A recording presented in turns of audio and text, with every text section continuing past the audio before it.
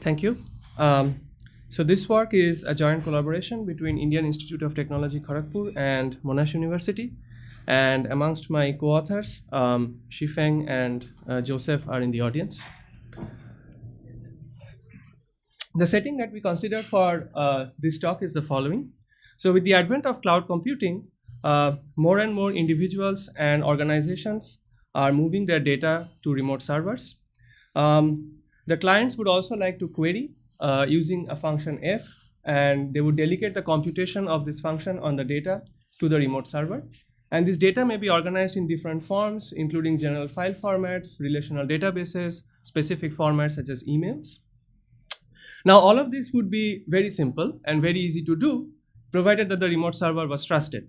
But unfortunately, we live in a world today where the remote server cannot be trusted, and therefore the client may not be willing to expose confidential data or the pattern of various queries, and also the results of these queries when evaluated on the data to the remote server. This is the setting that we consider for this talk. The focus for this talk is searchable symmetric encryption, which is a solution that has been studied for a fairly long period of time. In this setting, the client holds a small cryptographic key. The word small is important here because it should be easy to store this key in a secure manner. It uses this key to encrypt the data before placing it on the server. Additionally, it uses this key to generate query tokens, which encapsulate the function f that needs to be computed on this data. And this token should hide the query function which it corresponds to. The server takes this query token and uses it to evaluate the function on the encrypted data. Now, any searchable symmetric encryption scheme is associated with a leakage function, which sort of captures the amount of information that the server gets to learn about both the data and the query. Now, this is a list of references, which is by no means exhaustive, but it sort of reflects the progress that has been made in the field of symmetric searchable encryption, starting with the seminal work by Cartmola et al. In CCS 2006, which showed how searchable symmetric encryption can be used to do single keyword searches. And the search complexity at that point of time was linear in the number of documents. This was followed by a breakthrough result in Crypto 2013 by Cash et al., which essentially showed how the search complexity can be reduced from linear to sublinear in the number of documents for conjunctive queries and for general Boolean queries which satisfy some special form called a searchable normal form. This was followed by further progress on how to make such schemes updatable. I will not really talk about updatable encryption in this particular talk. You'll hear a lot more about it from Shifeng in the next one. This was followed by extension of symmetric searchable encryption to even richer queries, including range and substring queries, and eventually to disjunctive queries and a lot more. If I look at the overall landscape of searchable encryption, then there exists a trade-off between efficiency and security. And at one end of the spectrum, which I call the security end, you have solutions such as fully homomorphic encryption, predicate encryption for all circuits, and oblivious RAM. These are solutions which allow you very rich functionality and very strong security guarantees, but they're not always the most efficient for practical applications. At the other end of the spectrum, which is the efficiency end, you have a bunch of schemes called property-preserving encryption, which includes deterministic and order-preserving encryption. Unfortunately, these schemes have been attacked in the last few years, and their security is no longer sufficient, which is why we put them at the other end of the spectrum. So the two very common searchable encryption schemes that seem to achieve a good balance are order-revealing encryption and searchable symmetric encryption, which is the focus for this talk. Here's a brief overview of our contribution. In this paper, we present a new SSE scheme for conjunctive keyword search, which has a reduced leakage compared to the work of Cash et al., while maintaining comparable efficiency and storage overheads. The main novelty of this work is that we propose a new leakage suppression technique, which is based on symmetric key predicate encryption, more specifically on symmetric key hidden vector encryption, which is something that I'll talk about in more details. And the difference with existing solutions, which also have some reduced leakage compared to the work of Cash et al., is that we do not use any data structure-based leakage suppression techniques, and we do not need to really compromise efficiency for storage or vice versa, which is often a feature of some of the previous constructions that attempted to reduce the leakage using some special data structures. Let us briefly recall the protocol of Cash et al., which was known as oblivious crosstags or O cross T. Suppose the client issues a conjunctive query on n keywords and assume without loss of generality that W1 is the least frequent keyword or the S star. The protocol can be divided into two main phases. The first phase is a single keyword SSE, which basically recovers the set of documents in which the least frequent keyword occurs. The next step, which was really the contribution of this work, was that they implemented a two-party protocol realizing an oracle. This oracle is functionally similar to an oblivious PRF, and it uses a special data structure called a cross set. Functionally, you can query this oracle with an encrypted keyword and an encrypted document ID, and it returns 1 if this document contains the keyword, and it returns 0 otherwise. This oracle or this two-party protocol is implemented in a non-interactive manner, which contributes to the efficiency of this scheme and makes it really competitive with simple search on plain text data. And it involves a lot of pre-processing which is done in this data structure called the cross set, which allows it to be non-interactive between the client and the server. Now, this protocol unfortunately suffers from a leakage, which for the purpose of this talk, we will refer to as the keyword pair result pattern. Now, if you see, the idea of this protocol is to recover all the documents that contain each of the keywords from W1 through Wn. And there are three main leakages that this protocol suffers from. The first is the set of all documents in which W1 occurs. You will notice that this is a non-ideal leakage, but this seems unavoidable because this is what really contributes to making the search time sublinear in the total number of documents. The final result pattern, which is the set of all document IDs containing all the keywords, is another leakage, but that is more of a trivial leakage. But this intermediate leakage is something that has got to do with the definition of the oracle. If you see, it leaks the set of documents which contain the first keyword and individually each of the other keywords being queried. Now this leakage, therefore, is a pairwise leakage, and as it turns out, it makes the searchable encryption scheme vulnerable to what are known as file injection attacks. So for some background, I'll just briefly look at the simplest case of file injection attack that was proposed in the ZKP paper in Usenix 16. So the adversary maliciously injects some files into the encrypted dataset. The number of files being injected and the number of keywords in each such injected file is parameterized by the efficiency of the attack. And when the client issues a conjunctive query, the adversary simply collects all injected files or all maliciously injected files that appear in the outcome of this query. Now, as it turns out, each file contains uniformly random keywords. And so it was shown via a statistical test that if the adversary simply takes the intersection of all the keywords that occur in these malicious documents, then for certain lower bounds on the number of injected documents and the number of keywords in each such injected document, with overwhelmingly large probability, the adversary can recover the set of queried keywords. Now, this is of course a violation of the security property of SSE, which says that the query should hide the set of keywords that the client has issued the query for.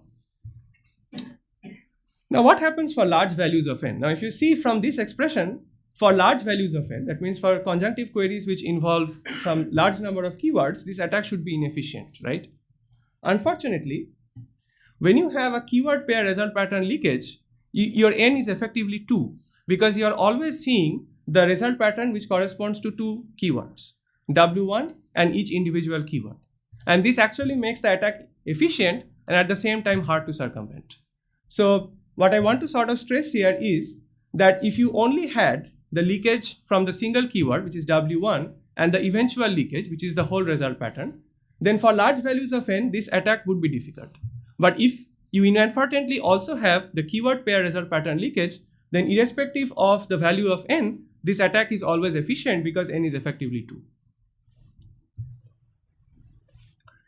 In this paper, we present an SSE scheme called hidden crosstags, which basically eliminates the keyword pair result pattern leakage. It retains a sublinear search time for conjunctive queries and Boolean queries in searchable normal form. And most importantly, it is comparable to O cross T in terms of the performance and efficiency and also the storage overhead. Very simply speaking, we replace the cross-tag oracle, which I just discussed, by something called a hidden tag oracle. This hidden tag oracle basically by definition hides the keyword pair result pattern. What it does is, it allows you to query it with a set of encrypted keywords instead of each individual encrypted keyword, along with an encrypted document identifier, and it returns 1 if the document contains every keyword being queried, otherwise it returns 0. Most importantly, it does not leak any partial information because the search token corresponding to this set of encrypted keywords cannot be subdivided into partial tokens. So almost by definition, it hides the keyword pair result pattern because there are really no partial information being leaked here. Of course, you could ask why not just take this oracle and apply it to the whole data set, and that solves the problem because it just gives you the set of documents containing all the keywords. But unfortunately, that would again cause us to lose out on the fact that we have a sublinear search time in the number of documents. And so we do need the optimization that was introduced by Cash et al., where you first identify the least frequent keyword and recover the set of documents in which that keyword occurs. But after that, we replace the cross-tag oracle by this oracle. So the real question remaining is how do we realize this oracle? So I would like to give you an overview of the technique that really led to our solution. So let's say this is a symbolic representation of a search index where you have keywords and documents and you have binary entries in this table which indicates membership or non-membership. So the first step, of course, is to identify the least frequent keyword, which in this case is W5 because the query is W1 and W3 and W5. And it occurs in documents with ID 2 and 5. We create this query table. This query table basically eliminates the columns which correspond to documents that do not contain W5. So this is the first optimization. The next thing that we do is we put a wildcard character corresponding to the keywords that do not appear in this query because we really do not care about the occurrence of these keywords. We're only interested in W1, W3, and W5. We then force every entry corresponding to W1, W3, and W5 to 1 because we want to see whether these documents contain all these keywords or not. And then we just do a column-wise matching for equality in all the non-wildcard positions. Now, if you see for document 2, we do not have an equality in all non-wildcard positions because it doesn't contain W3. But for document 5, we have it. And so the final output of this protocol should be the document 5. So the challenge really is to do the same thing when both the searchable index and the query index are encrypted. And the way we do this is using a special form of predicate encryption called hidden vector encryption, which was introduced way back in TCC 2007 by Bonnet and Waters. I'll give a little bit of background on predicate encryption. It allows fine-grained access control. You have an encryption scheme which takes an attribute X and generates a ciphertext CT. You have a generation algorithm that takes a Boolean predicate F and it returns a token corresponding to this predicate. And the decryption algorithm only allows you to learn F of X and nothing else. There is no partial leakage. The scheme is said to be attribute hiding if the ciphertext hides the attribute X, and function hiding follows similarly. For this talk, we consider predicate encryption in the secret key setting, where both the encryption and the generation algorithm use the secret key. What is hidden vector encryption? Quite simply speaking, it's a form of predicate encryption where every attribute is a vector over an alphabet, and every predicate is defined with respect to a vector over this alphabet, but it also contains a bunch of wildcard characters. And the Boolean predicate is defined as follows.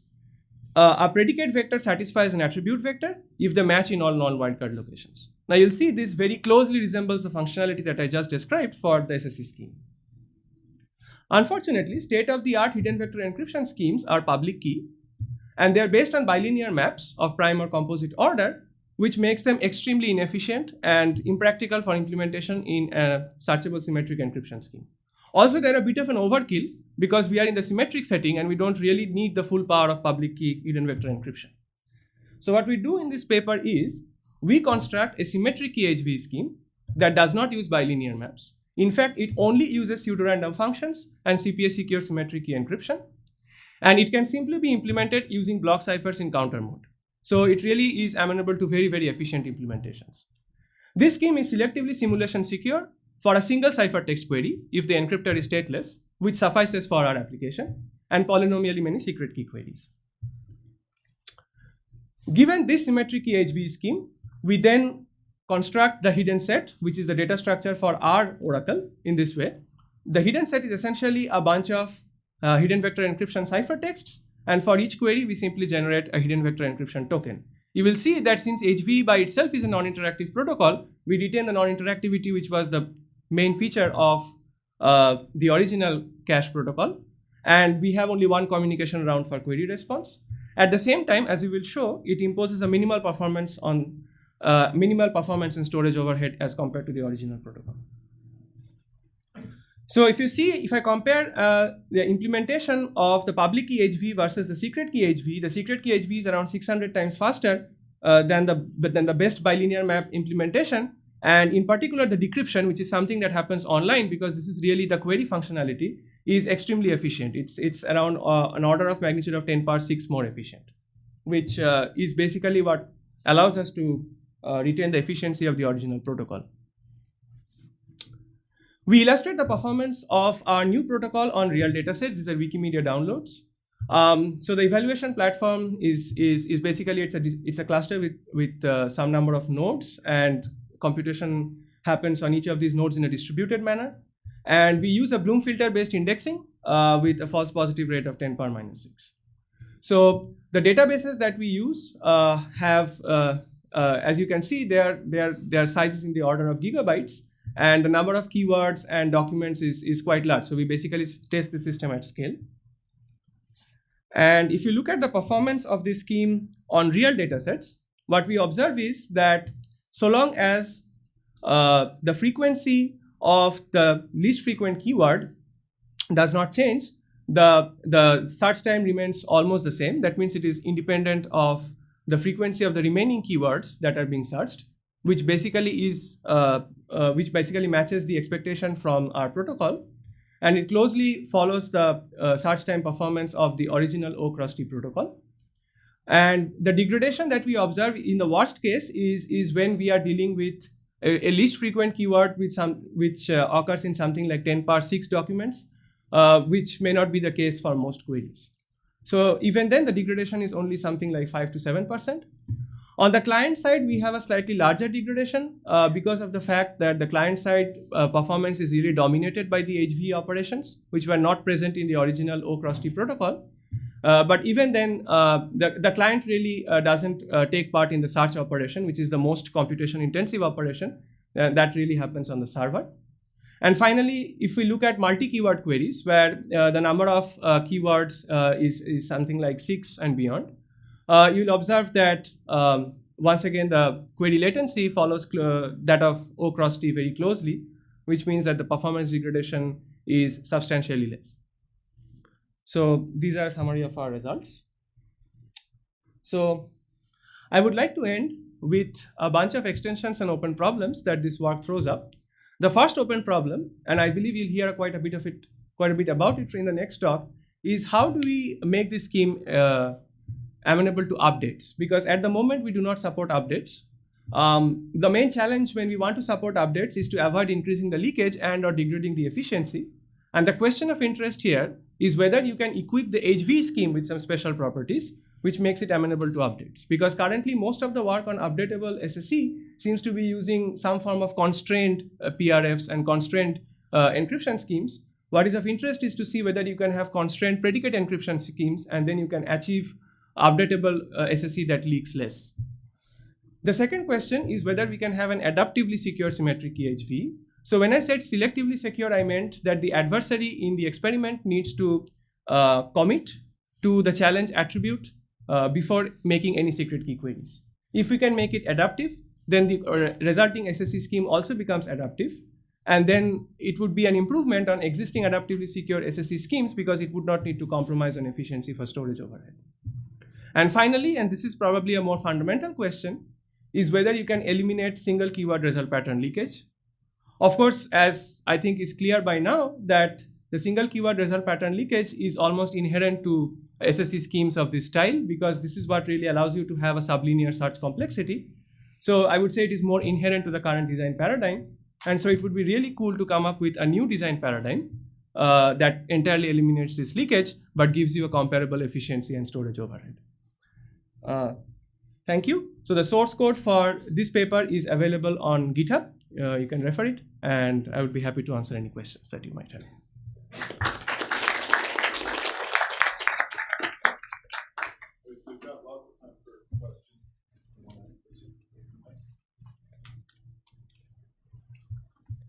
So hi, I'm sorry. Can you restate what makes you believe that this is sublinear? Yeah. So basically, it is sublinear because for the conjunctive query, we first recover the set of keywords in which the least frequent keyword occurs. And when I say sublinear, I mean in the total number of documents across which all these keywords occur. So the least frequent keyword occurs in much fewer documents. And subsequently, we search within only those documents. So first of all, the least frequent document might be already linearly many times in the set. And second of all, your vector is, I think, the size of all keywords, right, in the hidden vector encryption. So you actually have an n-square algorithm. Oh, so this is not, I'm not saying sublinear in the number of keywords, but in the number of documents. And the sublinearity property that we have is something that we inherit from the original O cross T protocol of Cash et al. Hi, could you go back one slide to your closing slide? So in the last bullet point, you talked about eliminating single keyword result pattern leakage. Mm-hmm. Can you explain exactly what the leakage profile of your scheme is currently? Okay. I mean, is it just the single keyword leakage, or is it more? No, so it is just a single keyword and then the overall result. So, and do you have a security proof that establishes that? Yes. So we have a security proof that assumes the HV scheme is secure and establishes that this is the leakage pattern for our overall protocol. And then we have a security proof for the HV scheme, which shows that it exactly achieves this notion of security. Okay. Can you explain a little bit more about what data sets you used when you were doing your evaluation? Sure. Okay, so these are basically data sets that we have from Wikimedia. So these are Wikimedia downloads, which are publicly available data sets. These contain so they have a documentation on the number of documents that they have, the number of keywords, and also the number of distinct keyword and identity pairs. Okay, great. Thank you very much. Thank you.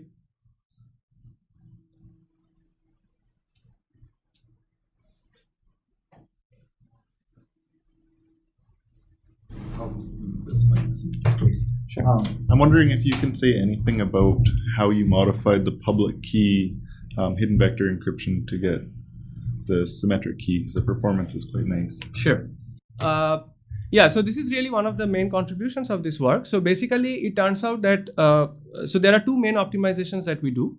The public key hidden vector encryption scheme is secure against multiple ciphertext queries for stateless encryptor. And of course, it uses a lot of stuff that has got to do with dual pairing systems, and some heavy bilinear map machinery is involved. So when we restrict it to the symmetric key setting, and of course we also have just a single ciphertext query in the security game, then it allows us to basically have just simple symmetric key operations which are enough for checking equality.